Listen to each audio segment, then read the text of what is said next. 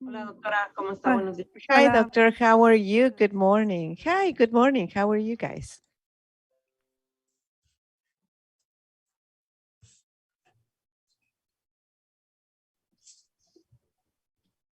Se ve muy feo mi fondo.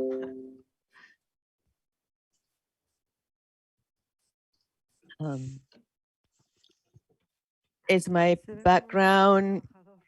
pretty ugly? It looks like a very hard working background. That's what it looks like.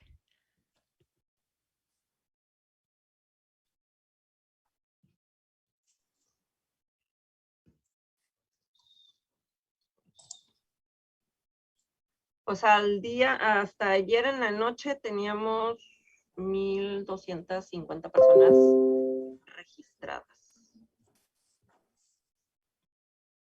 Wow, me supongo que de diversas partes del mundo. Sí, había como de 10 países diferentes.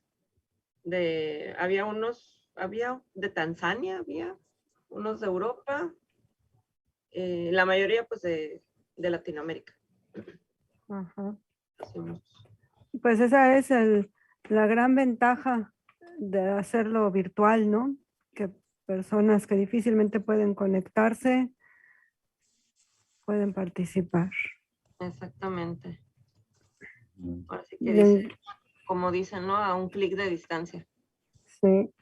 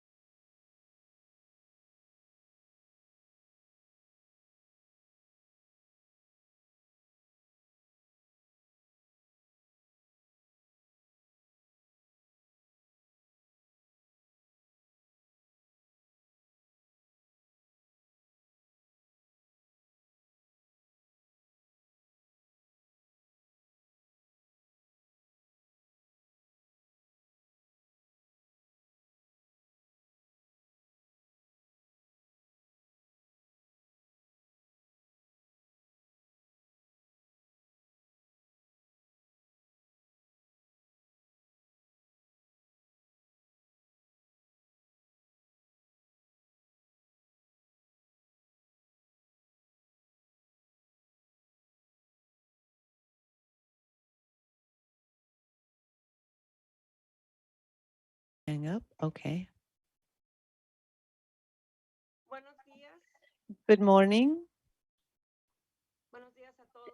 Good morning, everyone. Bienvenidos a la Welcome to the opening section for the International TV Forum 2021. Before we get started, I would like to let all the panelists know, as well as our participants, that this session is being recorded and it's also being streamed through different network and social network channels through Image TV, as well as mentioning that there's also going to be a channel that's going to be streaming in English, which is the YouTube channel Remi TV, as well as the other Facebook channels from Remi TV and Divulgare is ECS, which is going to be streaming in Spanish. First of all, the organizers of this forum would like to thank the Autonomous University in Baja California, as well as the the Health Science School, as well as the Border Health Commission US Mexico, the Multidisciplinary Network in TB, Remi TB, as well as the preventive programs, preventive national programs, as well as the research for preventing and controlling TB in Mexico for their support to have this event. As in the same way, we would like to mention that we're also doing this within the binational health, border health, and we're going to be talking about prevention programs as well as treatment for TB. And this way, we would like to generate new research as well as strengthening new work networks. I'm going to welcome everyone here with Monica Lacabex, is the Vice Principal of the Ensenada campus of the UABC, Dr. Toledo, who is also from the UABC, Dr. Eduardo González Aguada, representing Dr. Gudelia Rangel, Executive Secretary from the Border Health Commission, U.S.-Mexico Border Health Commission, as well as Dr. Chavez. And with this, I will ask Dr. Eduardo González Aguada to take it away.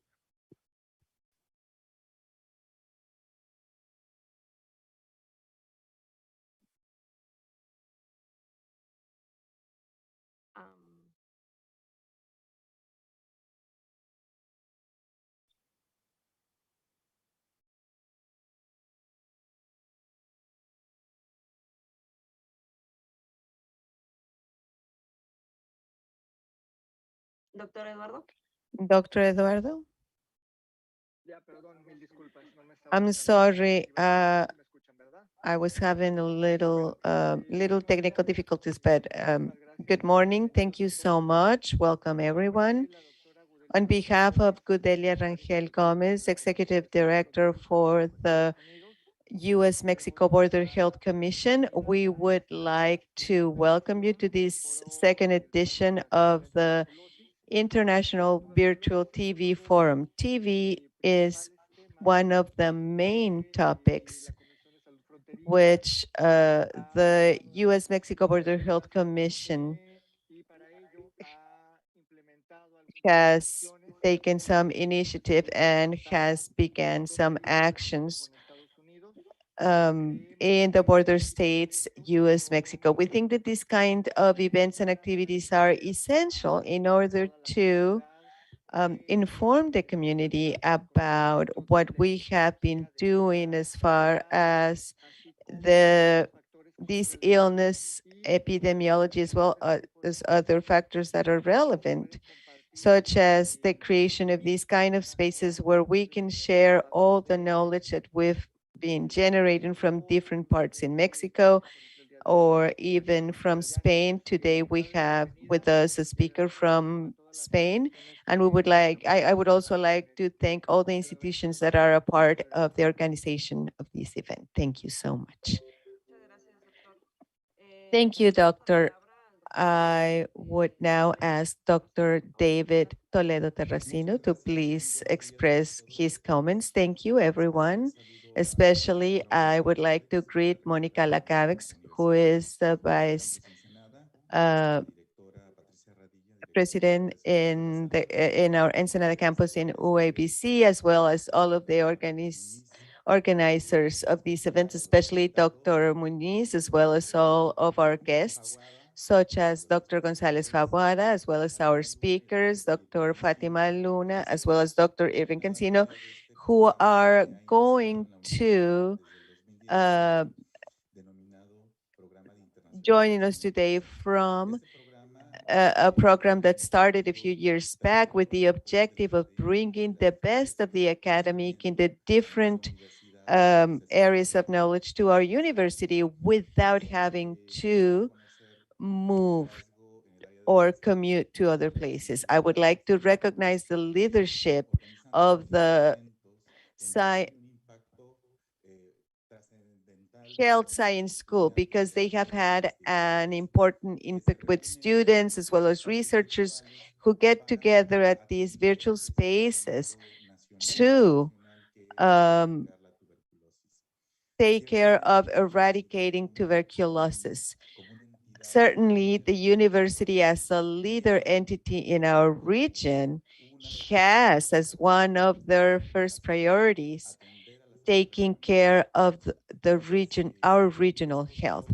So these forums open the space for dialogue and allows us to learn and get together through knowledge. Thank you so much. Congratulations for all of the organization that took place for this event to be possible. Thank you so much, Dr. Toledo. Now we're going to get started with the opening with Dr. Monica Lacavex to get started with today's program. Thank you so much. Good morning, everyone. It is a pleasure to be able to participate in this opening event of this relevant forum because of the topic that we encompass, which is a topic that affects not only Mexico, but many places in the world that are probably connected with us or joining us and are waiting to get connected and learn. I greet Dr. Colasino, who is with us as well as Dr. Chavez, who is from the Autonomous University of Baja California, and Dr. Fabuada, representing Gudelia Rangel Gomez, who is the Executive Secretary for the U.S.-Mexico Border Health Commission Mexico's section. And special acknowledgement to Dr. Salazar, who has participated in organizing this forum together with other organizations. And this forum is possible thanks to the joint participation of different institutions, but also thanks to the support that Dr. Racino was mentioning through internationalization at home. And I think it's relevant to mention that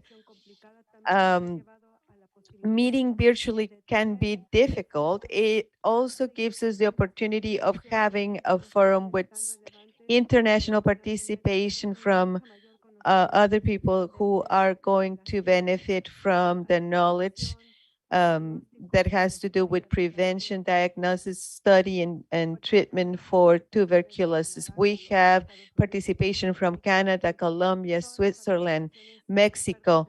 They're experts who are participating today, and as Dr. Toledo was saying, it impacts beyond the university classrooms. It impacts the health sector. It also has an outreach, as Dr. Raquel Muñiz Over 250 participants are working from different continents. So the outreach of this forum is really important, and that is why I am sure that it'll be very successful, and it will open the door for further participation. And it is important to talk about topics that will allow us to give a better treatment to tuberculosis.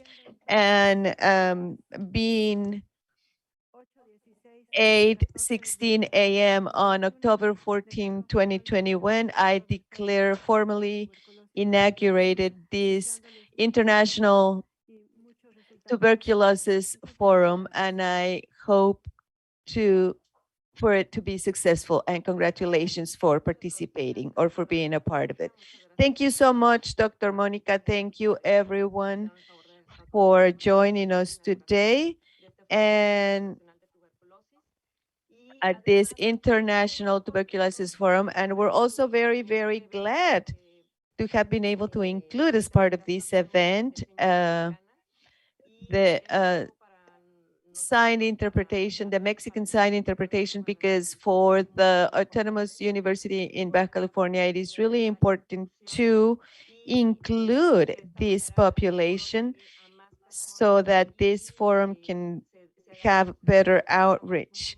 So we're very, very happy because of this, and we would like to also acknowledge the support that the CEPA UABC support, because they're making all of those streamings possible, as well as our interpreter, Luisa Diaz de Leon, who has also joined us today to be able to interpret this session into English. So to begin this event, today we're going to have the participation of two excellent researchers from Mexico, as well from Spain. The way we're going to conduct this is Dr. Fátima is going to be our first speaker, giving us a presentation, and at the end, after 40 minutes of her presentations, we're going to have a space for Q&A, and we're going to begin with the second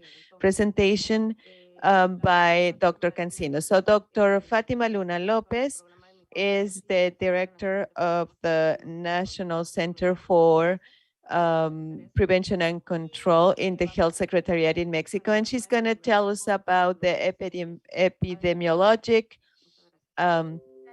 view in Mexico. So, Doctor, go ahead. Thank you. First of all, congratulations, Raquel, because you are very eager in supporting these kinds of activities as well as other activities. And I would like to remind you that Baja California is the state with the highest TB rate.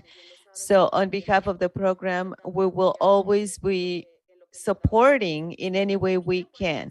Well, and I'm going to talk about the epidemiologic situation in Mexico. We have to know where we stand.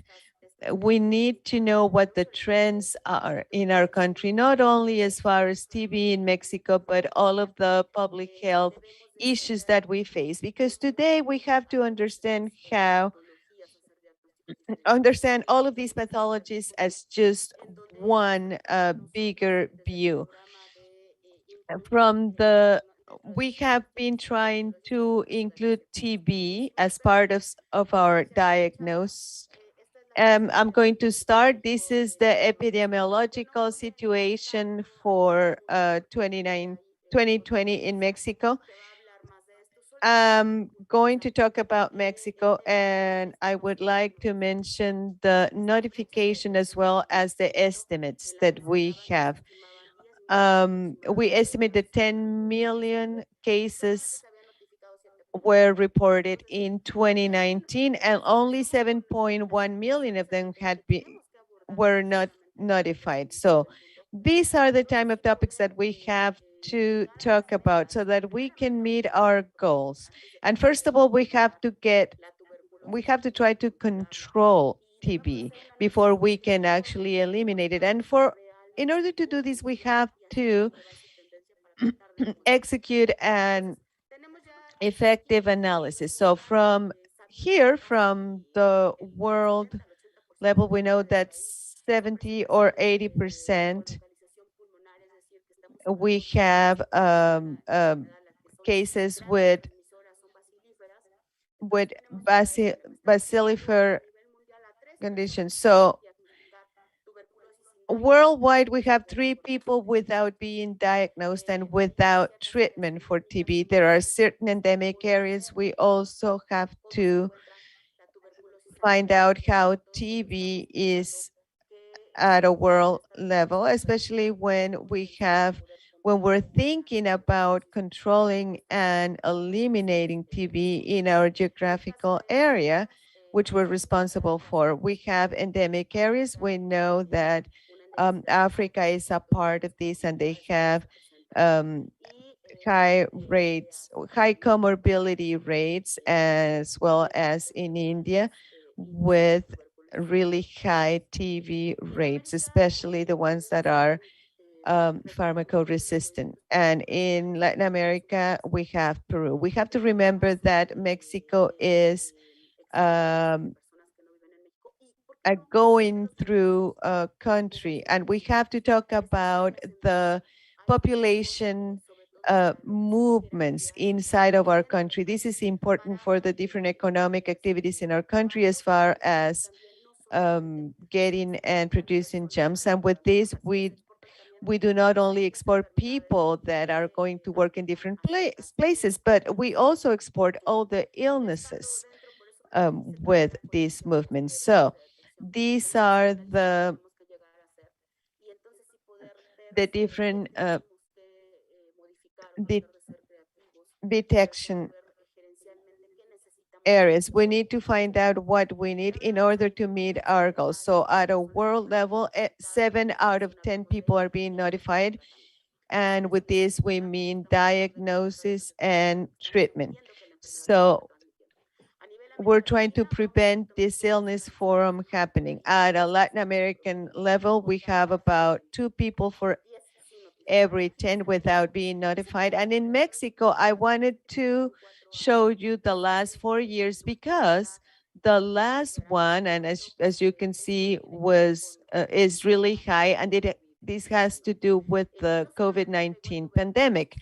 And COVID-19 not only affected us as far as TB, but it also affected all of the specific action programs, problems and pathologies that are important as far as public health, because of the social distancing between people, the health personnel that was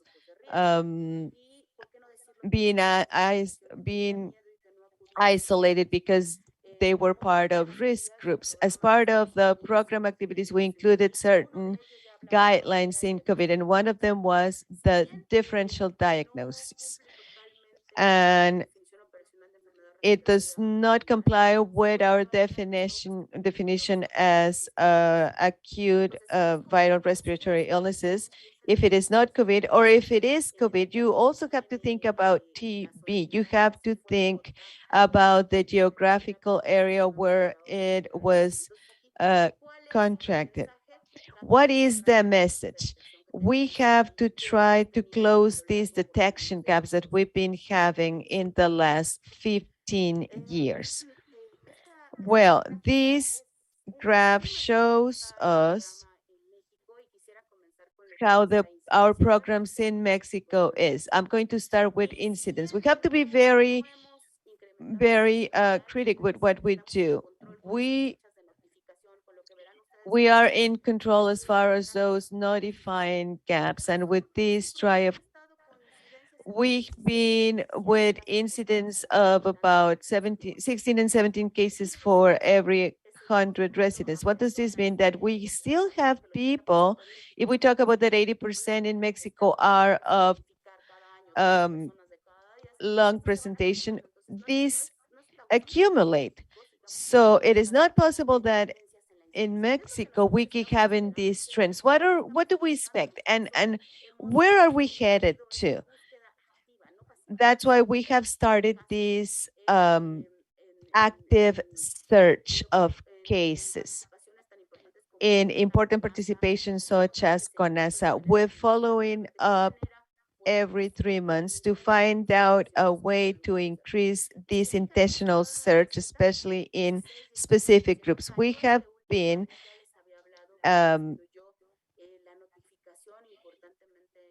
stable, and it's been going out. In Mexico, we had 25% less cases compared to the previous year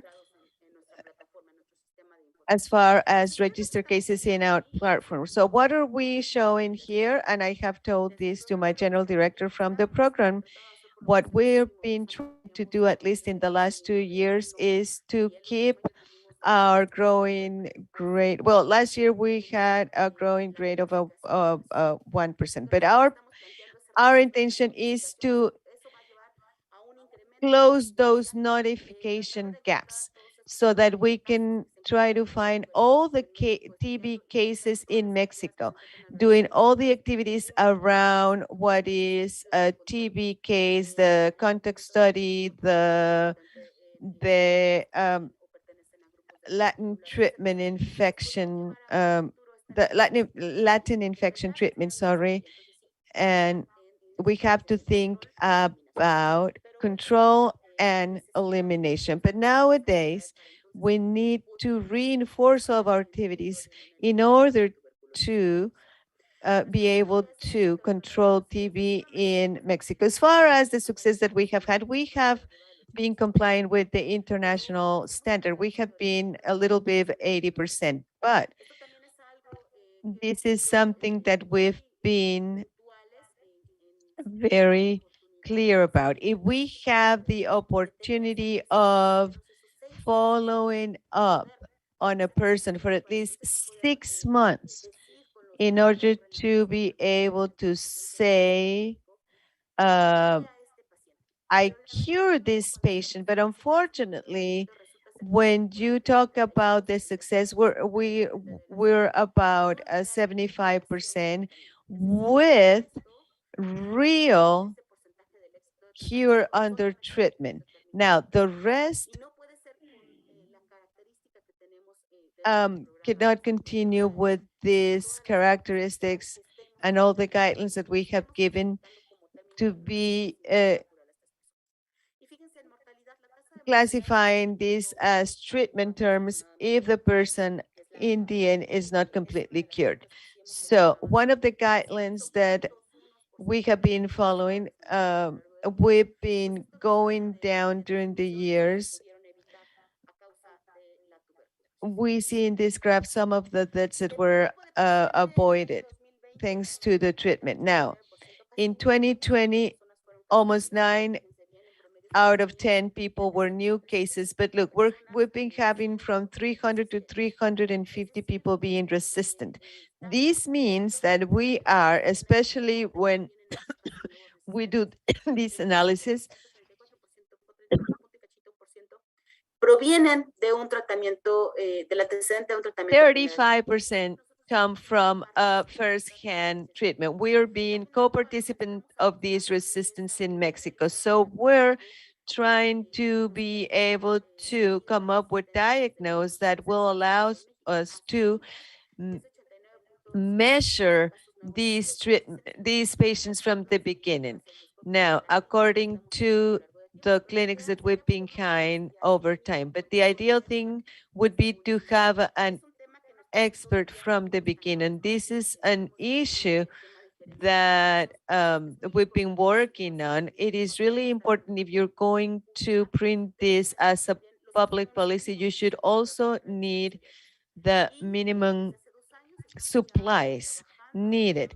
So from a year ago, we've been trying to push this in our Congress so that we can have this, so that we have actions,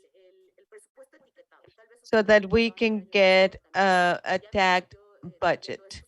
I've been bringing these topics to the table. They're very difficult topics, especially because we're in a backward thing epidemiological surveillance. What does this mean? That we're committed to whatever they want to assign us from that percentage of this budget bag. And having this tagged budget, whether or not Fátima or Raquel are here, whoever is part of the team, we will continue doing this. There is no reason to have any other specific action program should be stopped. We have previously treated cases, but we still have deficiency as far as the quality of our data. We have a surveillance program and follow-up in our laboratories in real time, but we have very few information systems, so we keep having this issue, and we're also working so that we can keep updating our platform so that we know and we can follow up on people that sometimes end up in a limbo. So these are the different illnesses burdens in different states. And you know that Baja California has played a very important role because it contributes importantly to the TB cases in Mexico. When I first got to this program, we had certain hypotheses, and we thought that it was because a lot of those people were foreign to our country, and they were people that were coming from the interior of from other states in our country. And when we started studying what was happening as far the abandonments, which related to people that we were not able to follow up on. So what's really happening in Baja California that we cannot adjust our programs? And we've seen different issues. We're lacking a lot of things. One very important thing is for authorities to really commit to the program. The lab issue is an important issue. It is an issue that affects us a lot, especially because we're a program that cannot subside or cannot work without the lab following up.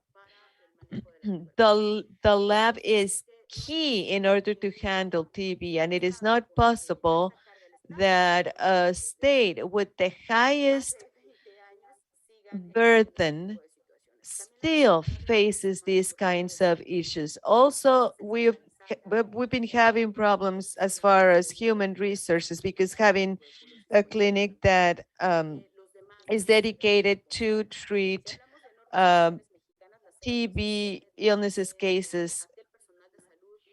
Our norm 017, it says that any health personnel has the responsibility of notifying field the epidemiological study for the case, and then they have to be sent to the epidemiologist. And we also lack enough epidemiologists. So we send it to the responsible person, or we send it to the unit that is in charge of taking care of TB, and then people say, well, that's not my responsibility. I'm not in charge of treating people with tuberculosis. And another issue that we face, which we have found out about this through different surveys during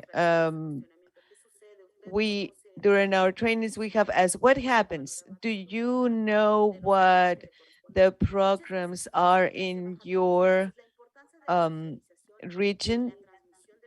And many times people are not aware of any of this. So it is important to have a better outreach. There are certain states where we can start thinking about eliminating tuberculosis, for example, Tlaxcala, but we have to follow certain guidelines.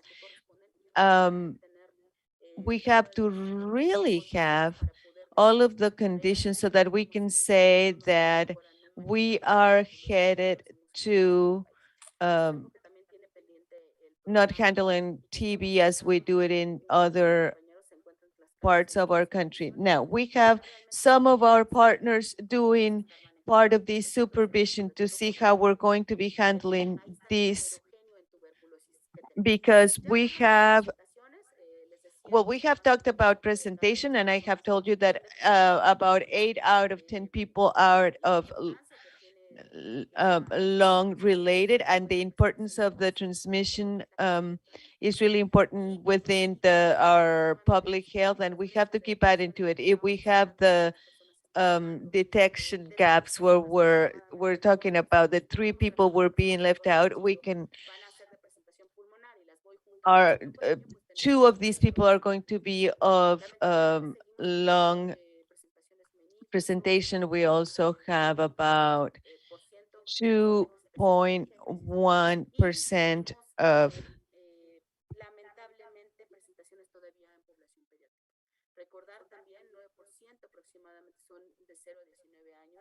meninges presentations. We also have 18.7% of other forms. We also have some child cases, 530 cases are under the age group of 15 years old. Most of the TB cases happen among males. As far as age groups, you can see that the most affected population is that population that's economically active. We also talked about notification gaps, and we're talking about where all of these TB cases present, and we're going to add one at the end, one piece of information at the end, which is the contact point. And then we're going to talk about why we have not been able to control TB in Mexico. We have a very complex puzzle, which our personnel needs to be aware of. They need to be aware of all of the activities that are happening, but they also, and more importantly, need to know why they're being developed. Because if we keep repeating, well, you have to do a bacilloscopy, and then you have to do the same every month, and sometimes they misunderstand things. You have to study the context. What does this mean? What do I have to do? And the medicine schools, sometimes they're not very familiar with the topic of tuberculosis. When they rotate through different clinical areas, they do not always have the capacity to first be trained, and second, to be aware of everything that's going on as far as TB. So that's why I applaud this course that allows for people to find out more about tuberculosis and how it is being presented and under which characteristics. And what are the characteristics that people with TB have? Well, now, 6 out of 10 people with tuberculosis has at least, and we did not make any combinations. We're talking about that they have at least one comorbidity, or they are a part of a risk group. So when we study these groups, we can see that one person only can be suffering from diabetes, can also have malnutrition, or they can also even suffer from AIDS. Now, the way that we handle this has to come not only from the health personnel. We have to include a lot of participants so that we can have patients adhere to treatment so that we can see the results that we want within our program. And as far as diabetes, 1 out of 4 people with tuberculosis also live with diabetes. So we're talking about that if at a world level they have a low recommendations for TB. In Mexico, we have to create our own analysis and not just follow international standards, because our case is different, so that we can control TB. As far as HIV, we're at 8.4%, and this group is important because of the risk of death that this has, as well as in the rest of the world. A strengthened part within our program is that when we have a new TB case and we do the research for HIV, or we practice diabetes and HIV detection, sometimes we don't have the needed resources. As far as HIV, we only have we only get reactive or not reactive to see how we can correlate all of this information and then say, well, this case was confirmed. It is a person who lives with HIV. We have to see all of these in a more holistic ways so that the patient can follow up with treatment, hopefully near their home, not only for TB. And it is difficult because sometimes our health personnel say, well, this is not my responsibility and along, etc., that we are all familiar with. But well, we have from Dr. Bernal and all of their team, a lot of willingness to see what we can do to improve our program and how it works. We were talking about prevalence of cases that are known from people that live with HIV at an 8.4%. When we do detection, then it goes up to 10%. And when we practice diabetes detection, it also goes up. So what does it mean? It means that this is a key group that we have to follow up on, and we have to intentionally look for TB in cases of diabetes as well as HIV.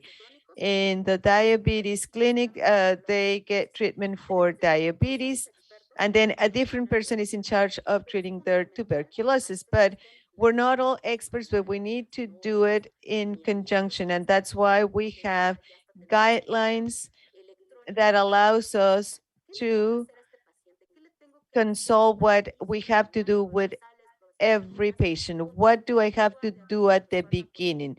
Why does this patient interacts with the different medications that I have given to them? As far as diabetes goes, I would like to comment that we have been working, especially Dr. Garcia de Leon, with the chronicle team. He's a few steps from our program, and sometimes it is incredible that we cannot have a better communication. We've been able to talk about this, and we're looking into finding out a better way to do screening on an age group of over 20 years old, where we can do a central glycemic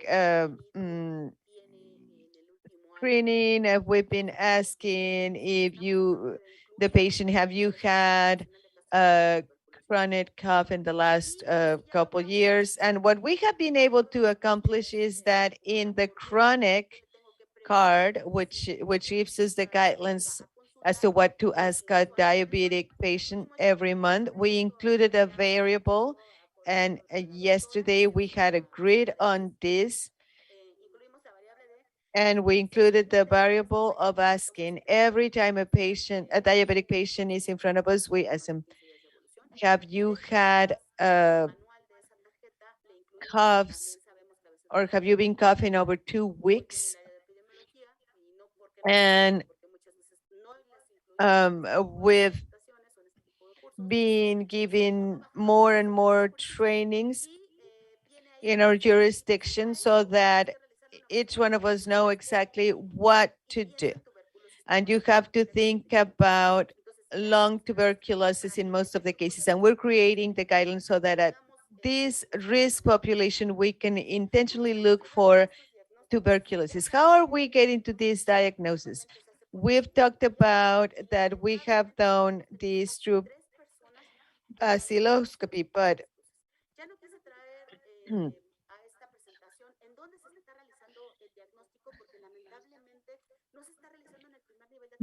well, we've been doing all this diagnosis. Well, a simple lung tuberculosis should be diagnosed at the first level of care. The nurse, the social worker, the psychologist, all of the people that are a part of the first level of care should be able to identify this. Sometimes this does not happen until the third level of care. Now, we need to do this lung TB diagnosis at a first level of care. What does it mean? This means that in some states we're getting to find out about this really late. So when we finally realize that a patient is suffering from this, we discovered that this patient has been exposed to 2 or 3 treatments with medications. We have had about 5 contacts average for every TB case. We've talked about the age groups, and most of the cases are within our economically active population. Fátima belongs to this population. We have to remember that now men and women are within economical activities at about the same rate. And to think about that people with TB have an average of 2 contacts per case is incredible. We cannot, there is no way we can believe this information. We're running short, especially when you go into the different studies. And the only thing that we do is to ask at the beginning, how many people live with you? And do any of those people suffer from coughs? So it is important to explain our health personnel why we have to conduct this search within the context and why we have to give this preventive treatment. There are states that when you measure your indicators, we don't have the results that we would expect. It is difficult to give treatment to someone who does not show any manifestation of the illness, but first you have to have leadership within your community. In this case, with the family or context from the person who's being affected with tuberculosis. Then it is important to know why it is important to give treatment to the patient as soon as possible. And then if we do not do this, it is going to be very hard for a population to commit to the treatment. So we had a lot less declared contacts compared to 2019. They were about 30,000 contacts, and this also had to do with the pandemic. But what we're trying to do nowadays is what it is no longer, and this is not an excuse, but I think that right now we're going beyond the pandemic, and we're creating this comfort zone, saying that the people do not come to where they have to do. But that's why we also have other activities, and part of this is the public health activities through which we actively look for tuberculosis cases. So from our program, we're trying to push all of this so that our specific action plans can have continuity, because COVID-19 is not going anywhere. We're going to have to live with it. So without risking and following all these hygiene measures, we can give continuity to the different program processes. Now, I had mentioned that we have about the different rates in Baja California. This place is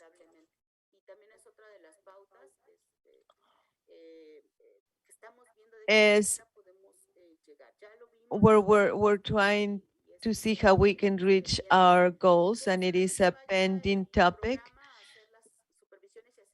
so that the program does not only go to the state of Baja California once a year. We have to, one, being in direct communication, we have to be on the field more often. We need to have a technical assistant within the tuberculosis program for Baja California, as well as we also have to focus on the different projects that have to do with tuberculosis. And unfortunately, there is no continuity on the resources, and we do not have good results. Because if you don't have continuity in our programs, we're not going to be able to meet our goals. We've seen this with epidemiological surveillance. We need to also add addiction, so that together we can collaborate not only on this, but also with other pathologies. Now, how are we doing in the different cases as far as transmission? These are the different transmitters. For the year of 2019, we can see a little decrease. We saw the learning curve, and along ETC, there are classifications that were given from the platform users, and because of the jurisdiction was the only one who would capture these data before. But now we have more personnel that have an access code to be able to capture all of these data. And now something that is very important, lethality went up in 2019. And it is an issue that we also have to focus on, because we have some red spots when this increase was noted, and we have to notify what happened as far as this goes. And this is the example of the learning curve. Before, we had less than 3%, and in previous years were about 1%. And in 2019, we went to 4%. So we have to remember that that was the year of the platform implementation. So what happens with pharmacodependency in Mexico? We had about 687 cases. This was an information system that we had apart. We also have the old system, the one in the platform, the one that we updated. It did not have this space. The one that we have today has this space for this resistance, and this allows us to provide better services. And we buy these with funds from Prenaprese, and we talked that in average, as far as money, how much we paid for a second line treatment. But we have to remember, or we have to focus on the patient's treatment, the costs, the catastrophic costs that we tend to have to do due to this resistance. So we have to try to avoid this resistance. And how do we do this? Well, making sure that we follow the strategy. We have to observe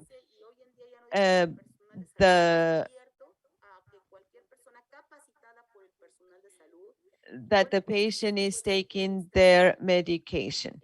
Any health personnel can administer medication. We know that there are people that live right next to the health center, and it is easy for these patients to follow up on their treatment, but there are areas where they have difficult access to the health unit. So we need to try to implement distance activities. We're working in Baja California with video ties, and that allows us to reach communities that are underserved. But it is really important to make emphasis on patients on taking their medicine. Okay, please look at how far we get as far as resistance. 1 of every 2, on top of these, suffer from diabetes. So we have to, 1, look for TB, and then we have to make sure that our patients have a quality treatment. And we do better these as the treatment cohorts for people that are that have resistance to medication. So we're curing about over 78%. So what we're looking for today, we're looking for having treatments that are totally oral and that stay for a less time on a medication. So we hope that at the beginning of next year, we can start working on all of this in order to have results, in order to be able to implement these short-term treatments. I was talking about the treatment, and 34% of our cases with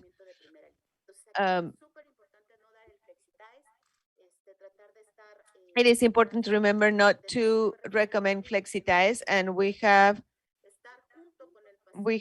to be together with the patient, following up on the adverse reactions. With TB COVID, what did we see during 2020? Well, first,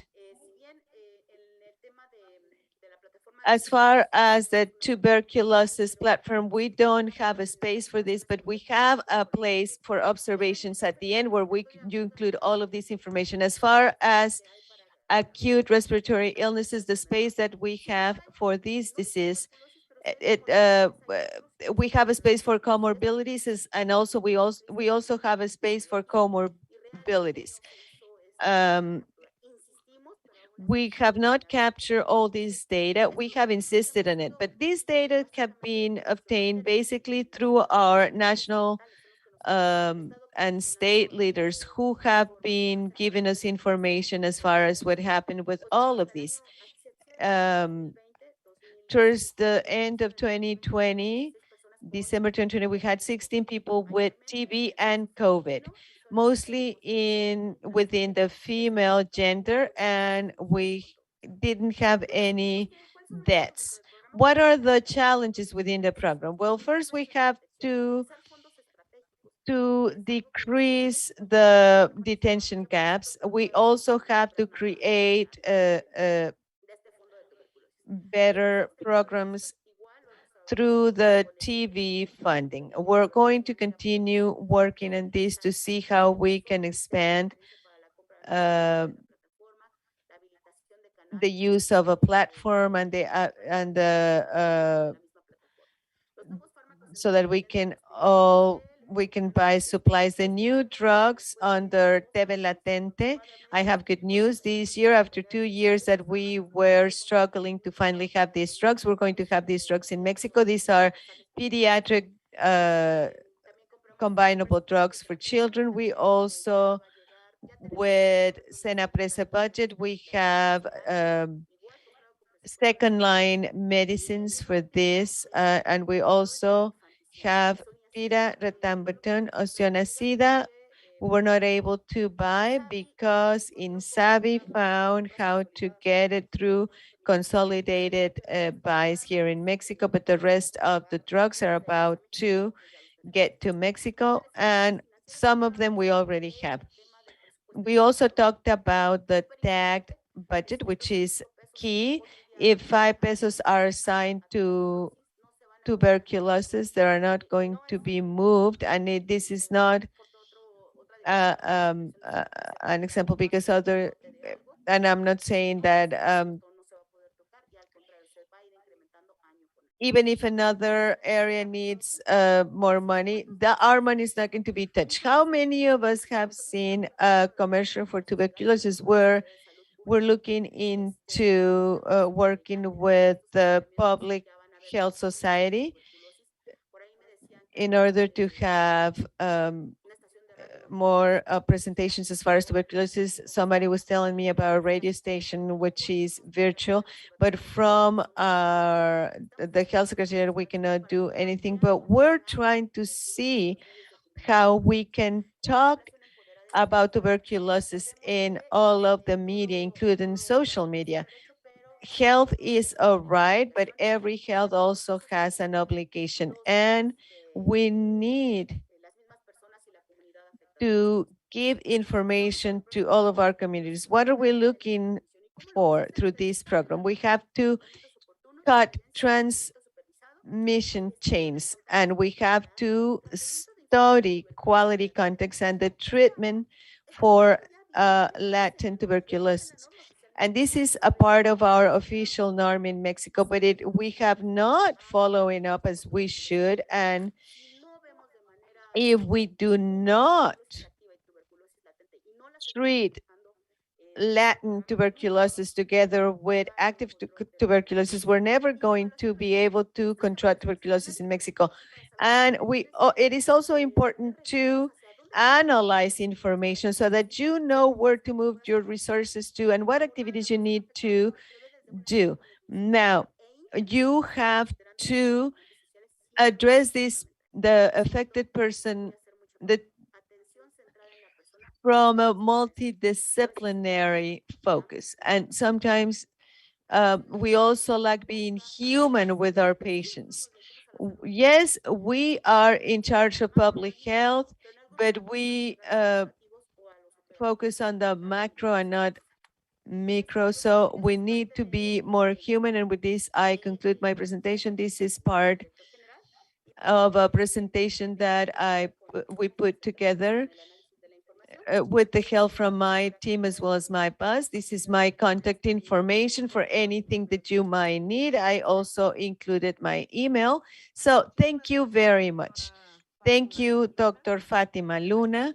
There are some questions for you via the different platforms. One of the questions is mentioning if the pandemic, the COVID pandemic, is a variable for the 8% increase on lethality, as you were mentioning. No, really, I was saying that we're missing quality on the data and information that we have as far as these two infections. We were talking about in one of the last slides that really from the cases, the 6 cases that I am certain suffer from TB and COVID, none of them ended up in deaths. So I believe that other factors play an important role, and some of these final classifications were improved through this platform that allows us to see whether they died because of tuberculosis. Another question is what actions or strategies have been implemented or are about to be implemented in order to work with immigrant and mobility groups, especially at the border region in the north and south of the country? Well, I think that's an important point, and I had not mentioned anything about it. I'm sorry, my camera went off.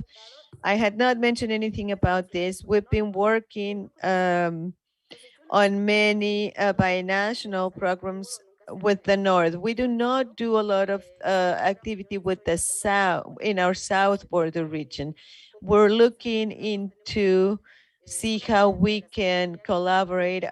There's a part within our secretariat that has to do with international affairs, and we're trying to get together with them to see how we can start working with the south, with our south border, to see what happens with people that get into our country through our south border. The northern border is well taken care of. The binational references and the communication is a lot more efficient. We have a lot of projects within our northern border region, but one well established. This time we give attention to immigrants, but there's not one activity specifically directed to this group. So we're looking to broaden our program so that we can cover this need. We need to have communication with the different leaders at the north border as well as the south border so that we can handle TB from every angle. Two more questions so that we can begin with our next session with Dr. Irving. How many cases are caused by Micobacteria or Bobby? We don't have the prevalence. It's something, it's not an analysis that it is done because of the means that we need. We've been working on the importance of knowing which percentage is part of Bobby's so that we can start working on some activities that have to do with animal medicine. We do not have data, but this is also an issue that we're going to work with Dr. Muñoz, and I hope that we can give you more information. There are two more questions, but what is the relationship between TB and COVID, and when will the 006 norm will be updated? Well, the 006 norm has been updated by us. We tried including everything. We're going to provide a guideline. We have a living document where we do not include a lot of details, but what do we need? We need a guideline that can be updated quickly. We went through the first filter, which was doing it within the program, and now we're going to go to epidemiology, and then we're going to go to all of the health sector for them to approve, and we hope that next year it will be approved by economy. Okay, well, thank you so much, Dr. Fátima. You already left your contact information, so we hope that we can also have you at another event in the near future. Congratulations, Raquel. Thank you so much. Thank you. Goodbye. Okay, now we're going to welcome Dr. Irving. And are you with us, Dr. Irving? Yes, I'm right here. Good morning. I don't know if you would like to share.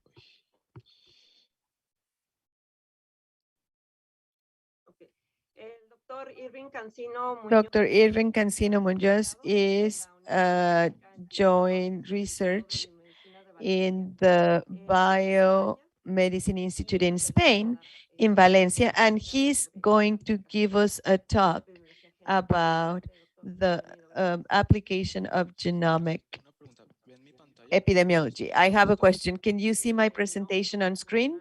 Nope. We only see a blank image. Okay, I'm sorry.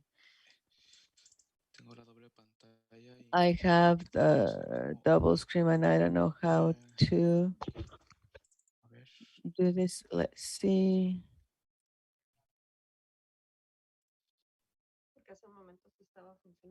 Ahora sí. A minute ago, this was working. Okay,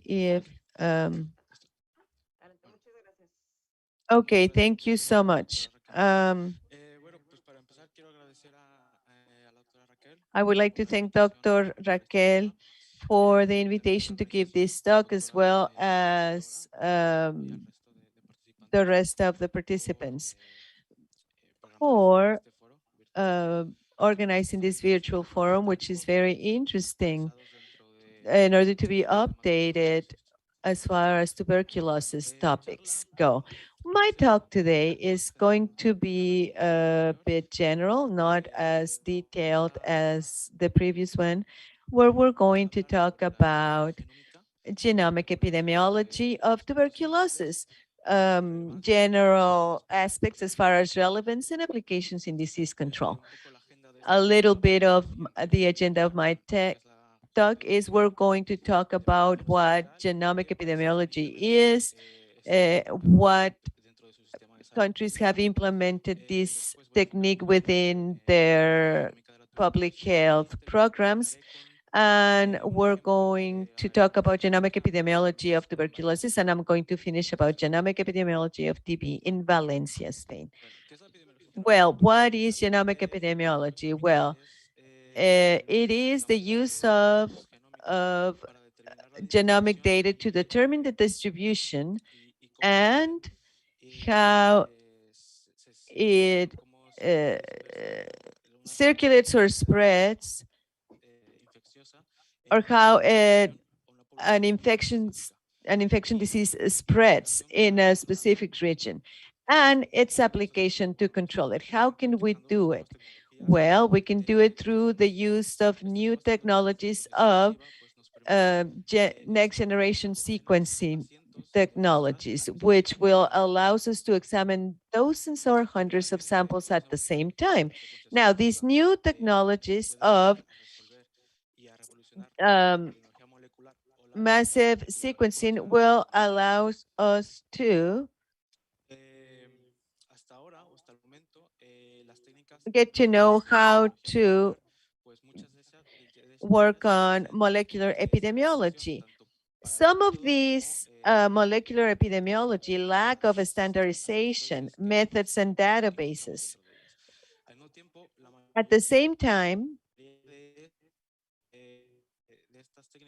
most of these techniques are used in a retrospective way, meaning that hundreds of samples are analyzed from previous years.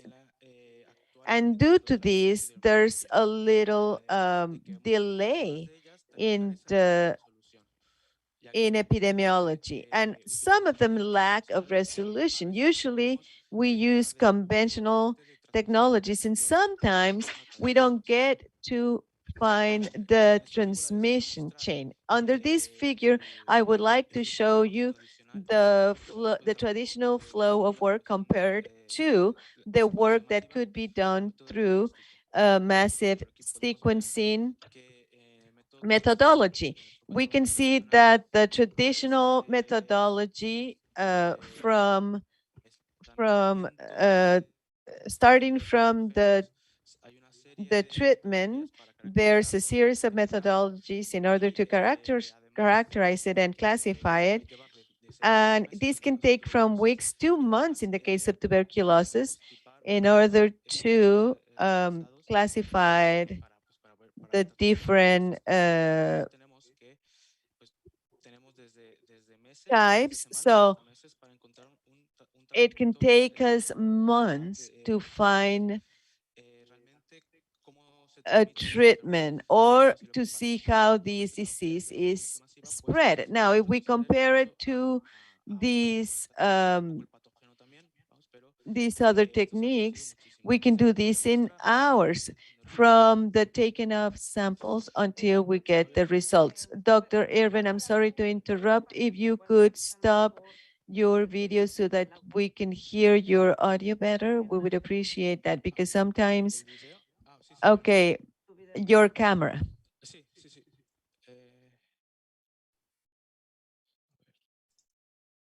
Okay.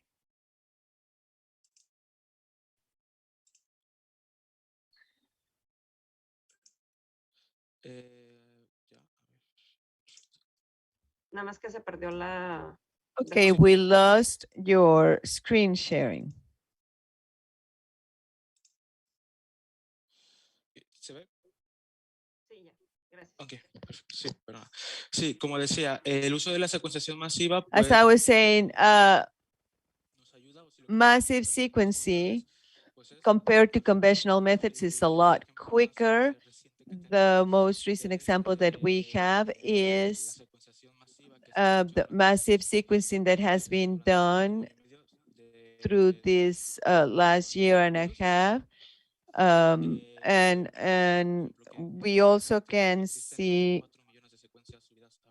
that there are over 4 million of sequences, something that has never happened in the story of pathogens. We have a faster and cheaper technology because if we see and we compare it to the sequencing cost at the beginning of the year 2000 compared to what the cost today, we can see that it has decreased a lot. Currently, the megabytes prices have gone down significantly.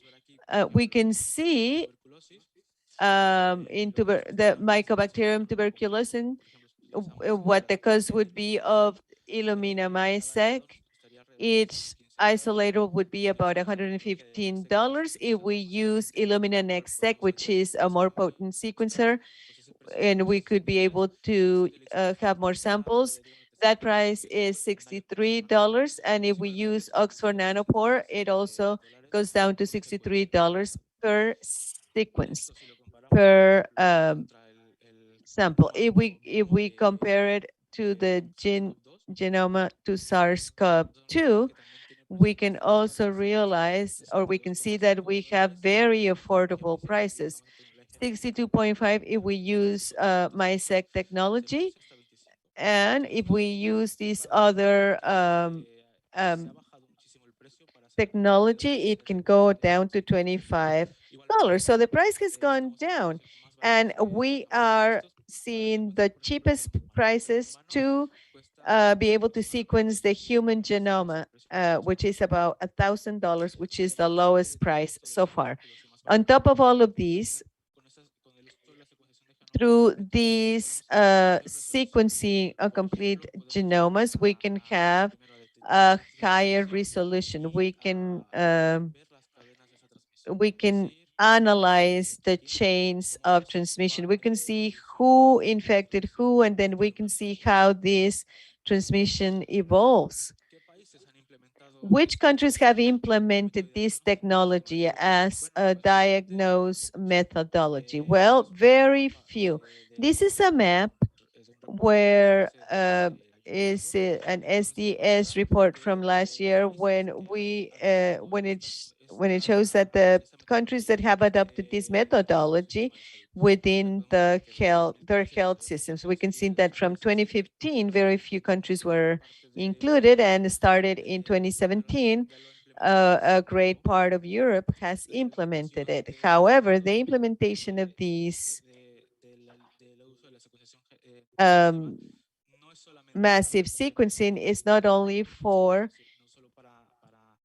pathogens of human interest, which means that it is not only for infectious pathogens. A lot of these countries use them to identify pathogens within the food industry, as well as pathogens of virus such as influenza. And they also use it for tuberculosis detection, only for resistance tuberculosis, and not for all kinds of tuberculosis. Now I'm going to focus on TB epidemiology. Tuberculosis is an illness, it's a public health illness. Last year, 10 million 10 million cases were reported worldwide, and 1 million deaths were associated to tuberculosis. This makes it the top 10 worldwide cause of death, and it is the leading cause from a single infectious agent to cause death. Beyond HIV. So there's a program under which there's a program to stop tuberculosis. And as you can see, if we continue at this rate, which is 1.5% of tuberculosis a year, our objective by the year 2035, we have to reduce incidence 90%. And for this, we would have the implementation of NGS tools, mainly to identify transmission in an early stage so that we could have better control of the illness. How to measure TB transmission? Well, as Dr. Fátima has already mentioned in her presentation, we can do it through utilizing a passive case finding of cases, meaning when an active tuberculosis patient is diagnosed with tuberculosis, a context study should be done, which means applying an epidemiological survey as well as clinical methods with his or her closest contacts in order to identify whether or not those contacts also suffer from tuberculosis. This is the conventional technique for many countries. Now, another way to do it would be utilizing molecular epidemiology, which means we would be able to detect genetic markers to detect transmission outbreaks. And this will be based on the applications of NTBC genome regions to through the technique of RFLPs, MIRU, BNTR, and these will help the surveillance epidemiological systems. This is what is known until today.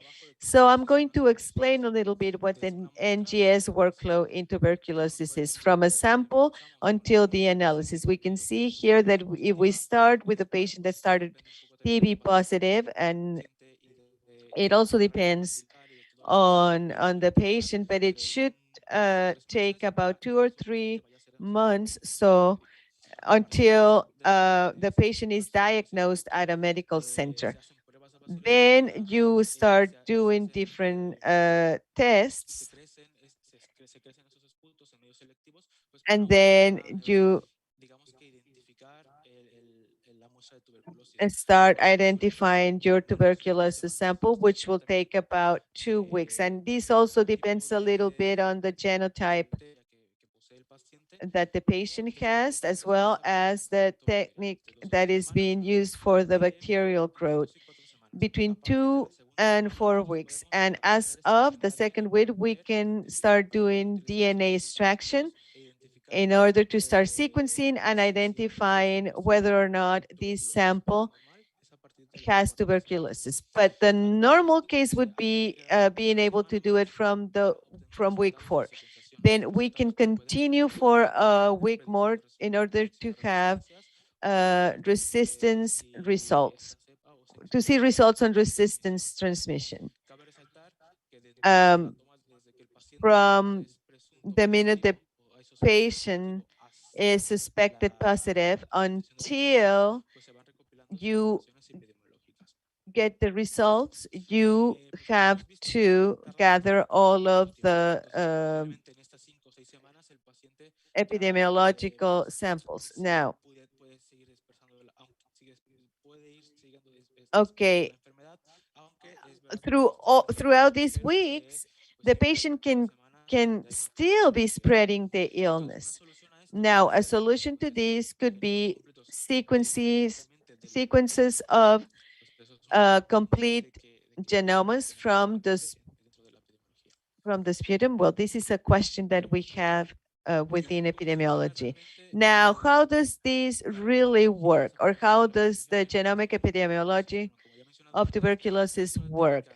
this is a technique of low cost and with very good results. It allows us to examine all MTBC genome, which is approximately 4.4 MB, in order to identify genetic variants. In this case, in most of these variants have SNPs, in order to have a surveillance of the different strains in a particular region. In order to identify means of transmission, as well as to identifying the drug susceptibility, as well as to classify the different strains. Applications, as far as transmission, based on SNP differences between isolates, using complete genome sequencing. All of this is variants. All of this is based on the difference between strains. We know that if we see a difference of 12 SNPs, we can say that there is a transmission that was between different isolates. We can also talk about SNP recent transmissions, and you can corroborate all of these with the epidemiological information that you have gathered from the patient. I wanted to show you this table because you can see here the different studies that have been done using the massive sequencing in order to identify tuberculosis. Now you can see that in most of these countries are of low incidence. What happens with all of these, and as I was mentioning before, the problem this presents us with is that a lot of these studies are based on outbreaks detected with other methodologies. We have not done retrospective studies where this technique has been used to find transmissions in real time. Another application from massive sequencing in transmission is that we can resolve that transmission problem. What does this mean? That now we can identify the spread group, and then can we know who infected who within that group, who was the index case, and can we tell when the transmission happened? Unfortunately, yes. With the help of the genomic information, we can obtain a probability or the likelihood of being an index case, as well as the likelihood of being a transmitted case. And this is an example of an article under which we detected 14 possible transmitted cases, from which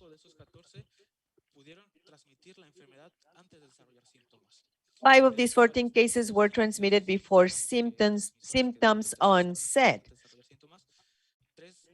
And 3 of these 5 cases were negative sputum at diagnosis time. This means that massive sequencing allows us to see which patients transmitted this illness before symptoms onset. And this is important because we currently believe that a patient cannot transmit the illness until the patient has developed the illness, but this shows us differently. Now, resistance prediction to different drugs. We have world consortiums where through different clinical trials and through genetic tests have develop catalogs of resistance variants. In this case, SNPs as well as Indos. These,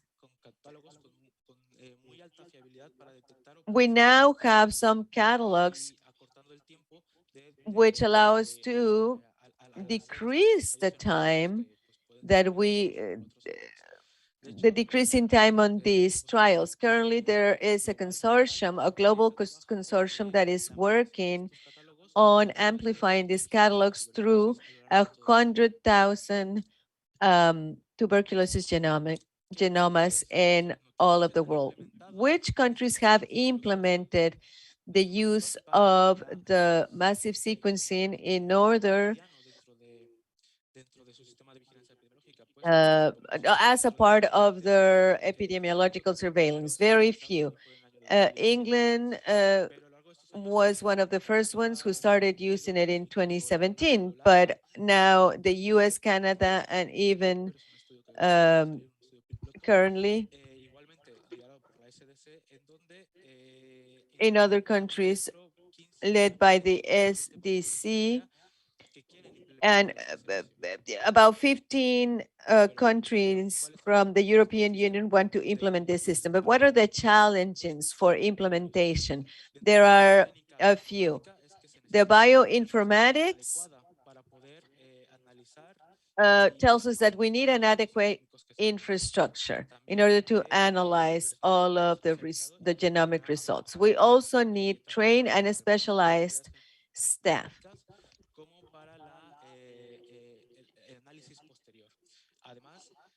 And we also need powerful WGS online tools.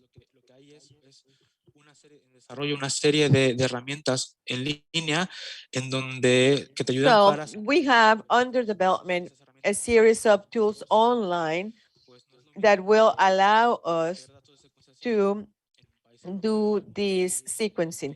But it is not the same to include data in a European country compared to in an African country. So another challenge that we have right now is that we have to shorten sequencing and analysis time. How can we sequence directly from sputum? Well,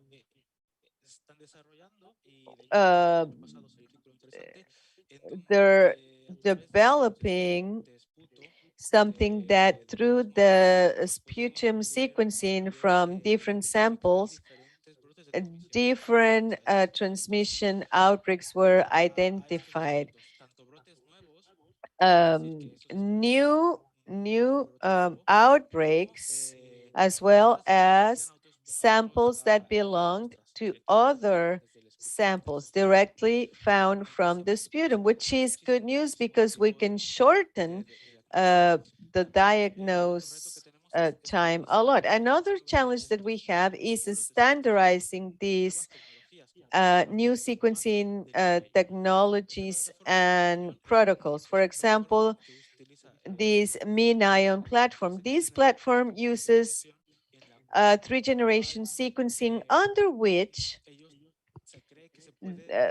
it is believed that you can directly sequence at the point of care of the patient. That means that you take your mobile sequencing equipment and you can be sequencing your samples in real time. But this is under development and it's still lacking validation or approval. Now, the use of massive sequencing in the epidemiology of tuberculosis has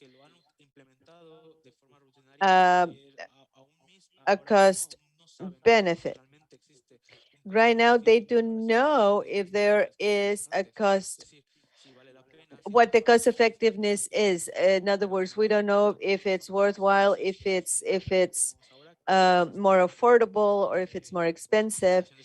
So studies are taking place right now to figure out if all of this information.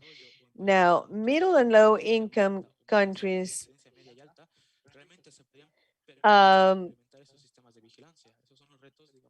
have challenges as far as implementing all of these in their surveillance system. And to close my presentation, I would like to mention that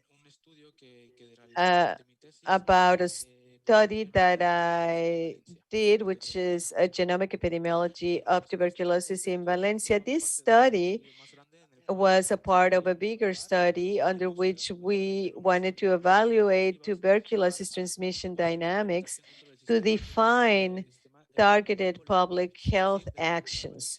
In other words, in the community of Valencia. Valencia communities has 3 different regions. And what did we want to do with this? We wanted to determine genomic transmission. We wanted to compare genomic and epidemiological transmission, which was the contact study. And we also wanted to identify risk factors associated to that transmission. Very quickly, how did we do it? Well, we worked with 785 TB clinical samples from 18 hospitals in the Valencia region between 2014 and 2016. During the study period, the accumulated incidence, it was about 100,000, went from 9.4 to 100,000 residents. Now, we were able to do this genomic sequence through the Illumina MySeq technology, where we could include up to 26 tuberculosis samples for each sequencing. These sequences went through a bioinformatic pipeline analysis and these genomic links, and also went through a genomic links in order to find out most likely the beginning of sequencing. Now, population description sequenced the 77% of all reported cases during our time of studies. Now, 63% of cases were from Spanish origin. The average age was at 44 years old. The pulmonary TB cases was at 82%, and we got the incidence according to the origin country.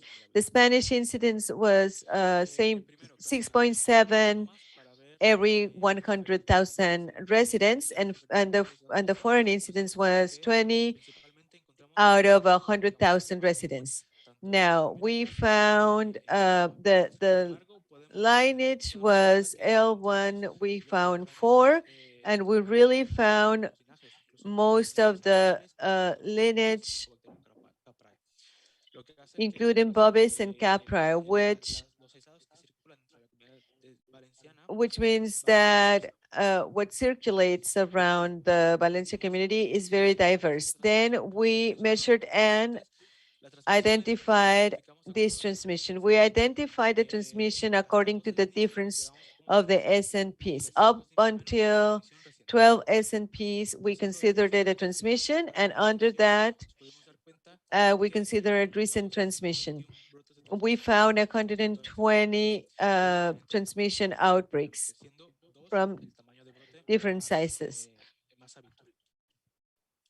being 2 the most common outbreak number. Now, when we compared the genomic transmission with that affected by the epidemiological transmission, we found that almost half of cases were in transmission with a maximum threshold of 12 SNPs or SNPs. And 1/3 of the cases were in recent transmission. We compared them. We detected that WGS detected 3 times more transmissions than routine methods would. Now, looking at this and separating all the isolates, the ones that were related genetically as well as the ones that were not genetically related, we realized that 76.3% of cases detected by contact tracing were within that threshold of 12 SNPs. And out of those, 60% of them, over half, were in recent transmission. What does this mean? It means that the use of genomic sequencing confirms outbreaks, and at the same time, it identify new cases related to this transmission, which are the cases that we lose when we do it through the classic epidemiological technique. When we find risk factors associated with genomic transmission, we did not find anything out of the ordinary at the age of 15 years of less, and we also identify pulmonary TB, and something that surprised us a lot was the Spanish origin that we found related to the genomic transmission. But we don't know if this was just because we had a bigger Spanish population within our database. Well, we finally made a distribution of all of those SNPs to see where that difference would start among the different patients. And then we found one continuous transmission of recent events as well as older events. Recent events are indicated here within this yellow rectangle. And most of these cases fall under SNPs in transmission. And then we see that under this other square, we can see that transmission is in continuity. Now, the age of local genomic clusters. We found that probably the origin was between the years of 2011 and 2017, but that we found that the transmission started 30 years ago. But this shows us that there is a sustained transmission, at least in the Valencia community. Looking at this information, we compared all of the information with two more countries. The United Kingdom of the Oxfordshire region, we can clearly see that there is only recent transmission. In other words, that the biggest difference is of 10 SNPs or less. And then you cannot see anything else until very, very later. What does this mean? What does this mean? It means that transmission here is very well controlled. Now, when we compared all of our data with Malawi, which is a country of a high incidence, we came to realize that our transmission scenario in Valencia is very similar to the one in Malawi, which is of high incidence, compared to the United Kingdom, which is a low incidence country. What does this suggest? Well, this suggests that the general guidelines that are considered right now should not be applied only to the incidence of the illness in one region. Why? Because we came to realize that in Valencia we had a very low incidence, and we could see that a continuous transmission, a transmission that has not been stopped over 30 years, is been happening, but that really influences in incidence, but it also contributes to current cases. That is a message that we came to realize that it had not been seen before, because this is not the case at a low rate incidence country such as the United Kingdom. However, in our case, we do not have these transmission chains controlled. Okay, now to finish my presentation. Some take-home messages that I would like to give you is that genomic epidemiology is a reality that helps improving current methodologies that are utilized for disease control. Everything that has been done to control and to find out the different ways of the different COVID transmission. This, unfortunately, we had to face a pandemic in order for everyone to realize that this helps, that the genomic epidemiology helps. And thus we gave the first step towards utilizing these kinds of technologies. Now, the new NGS technologies will improve the time from diagnosis to control transmission. We hope that these technologies will be available, such as Minion, will be available to many countries, especially low and middle income countries, so that we can get results immediately at the medical centers, and this in about a week or less. And this is that we hope for. We also hope that all of these technologies, as I had already mentioned, will be available to many countries, especially those countries with high and medium incidence, which is where this should be applied, because European countries are using these technologies in order to control the disease and to evaluate, but now we would come to the point of implementing this in other countries. And to close out, I just want to thank my tuberculosis genomic unit and all of the people that helped me put together this project, as well as Dr. Caroline Kachin from the Simon Fraser University, as well as Dr. Joan Wei Xu for their help and support to identify these transmission outbreaks. And with this, I finish my presentation, and I thank you all for having me. Thank you so much, Dr. Irving Cancino. We're going to begin with our Q&A section. We have some on our social media.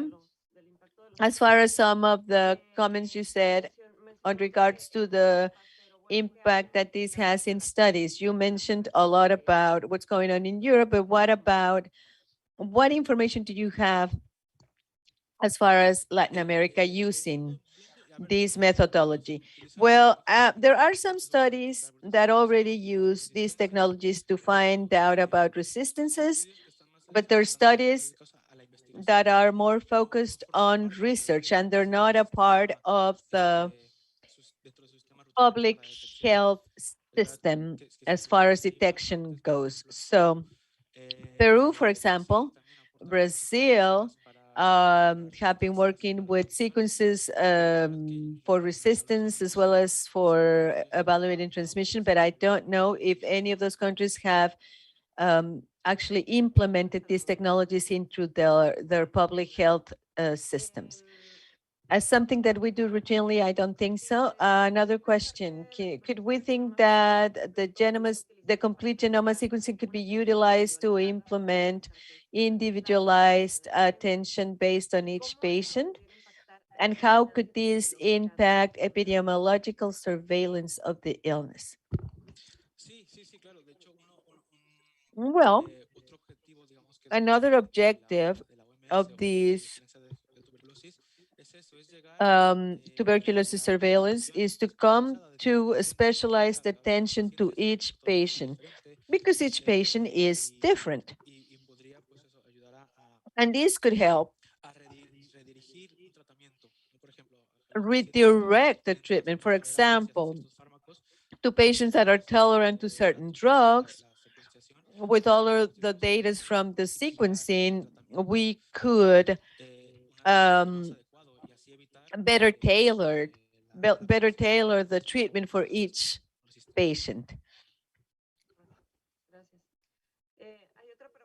más técnica. Dice, There's another question which is more technical. In a simple way, what are the main characteristics, the characters with the softwares that you selected? Is there a software that will comply with all the needs as a researcher? Because you mentioned several ones.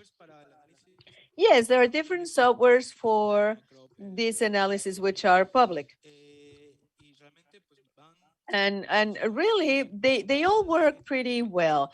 The thing here is that a lot of them are focused on resistance detection only.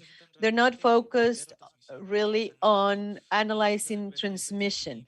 And they don't focus on identifying the difference of SNPs, and most of them are focused on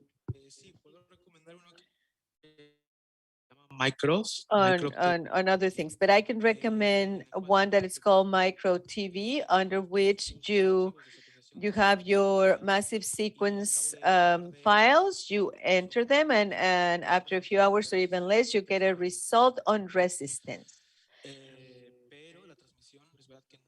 But as far as transmission goes, there are none that are specifically focused on transmission. So there's still a long way to go as far as genome sequencing goes, right? There's another question. Have analysis been done on tuberculosis data in immigrant populations in Valencia, considering that it is the region which most immigrant population in Spain?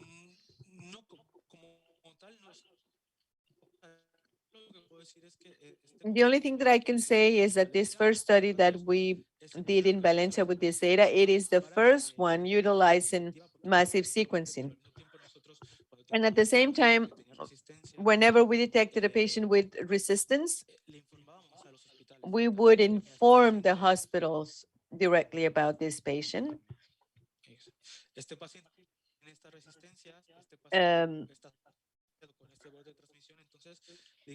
And then let's say that we did it in a perspective from there are studies in Spain where other more traditional techniques are used to detect transmission and also to identify resistances at a regional as well as a national level. This was the first, the study that we did, it was the first in its kind. Studies such as the one that we conducted had only been done abroad. Okay, so it would be pretty interesting to address the immigrant population issue, because I think it is an underserved population. Another question is, how would you say that this new technique could improve the diagnosis at the point of detection?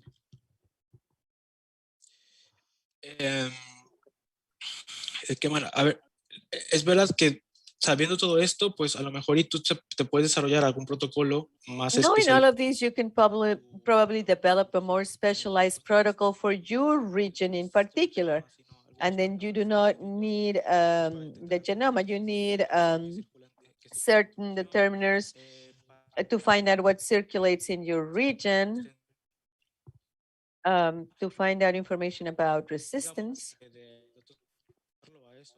Haciendo pues PCR, desde PCRs. Doing PCR tests, and those things are more feasible at some medical centers, for example. It is true, and talking about this, it is true that implementation, when I talk about implementation, I don't mean implementing it and at each hospital, in each city, in each country, because it wouldn't be cost beneficial.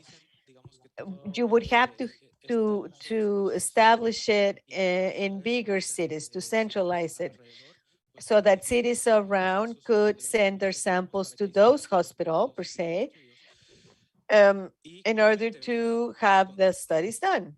And obviously, we could say, okay,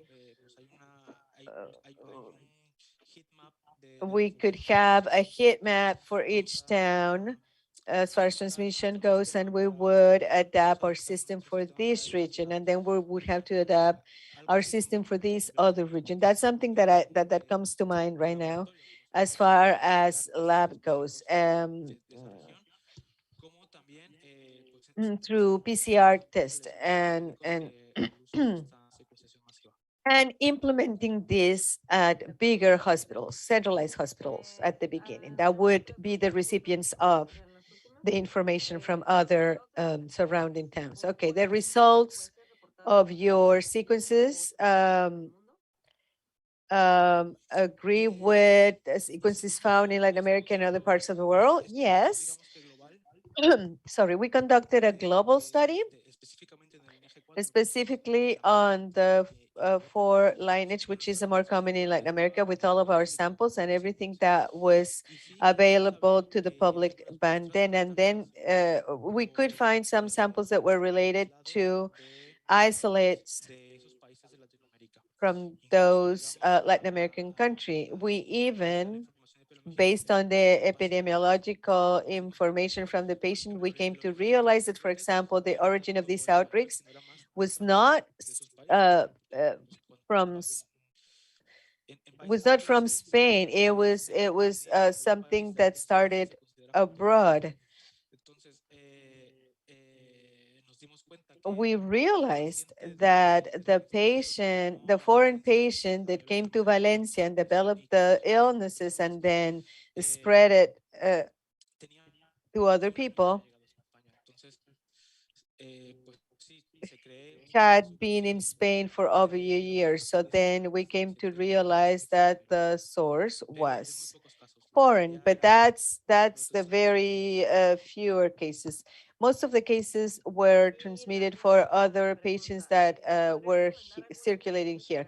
Could you recommend a research line to identify drug resistance, apart from the ones that you have already mentioned, to identify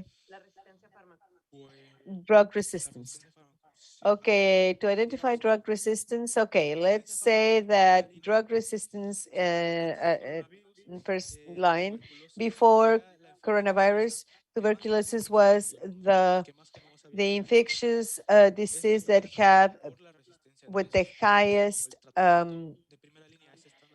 sequencing. Now, the first line treatment is standardized in all of the world, 90%. Are going to have the same mutations. However, there's a small percentage of samples, especially in high incidence countries. Their patients will develop not very common drug resistances. Now, there's a research line where you have to compare the results, the positive, well, the resistances that we have as far as genotypes in those countries with a high incidence, very little is known about this. So it would be interesting to study those mutations to see the difference between the two methodologies so that we can identify new resistances that could come up. Excellent. Thank you so much, Irving Cancino. I also thank Dr. Fátima Luna from the Health Secretariat and all of the participants today in our first session of the International Virtual TV Forum. And remember that every Thursday at the same time, 8 o'clock Pacific time, 10 a.m. in Mexico City, we're going to be streaming sessions. And next week, we hope to see you with 2 presentations as interesting as today's. We will have Dr. Maria Jesus Sanchez. She is she's a representative of OPS and OMS in Mexico, and she's going to talk about the epidemiological overview in Latin America. And Dr. Mika Schmidt-Colley is also going to be with us. She works on tuberculosis and FIND, the agency, the FIND agency in Geneva, Switzerland, and she's going to be talking about the expert application and ultra for extrapulmonary tuberculosis and all of the evidence that they have gathered for its implementation. Thank you so much. We also thank our interpreter, Luisa. We also thank the CEPA department from UABC for supporting us with the streaming, all the people that are part of REMI-TB, the university, for all of the support that they gave us to make this possible, as well as to the U.S.-Mexico Border Health Commission. Thank you all, and we hope to see you next week. Have a good day. Thank you, our interpreters for sign language, for Mexican Sign Language.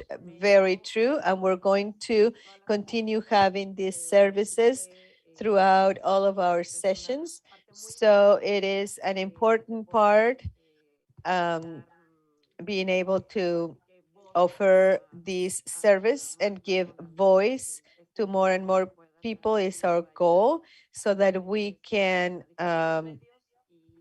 spread this information through different media and have better outreach. Thank you so much again, and have a good day.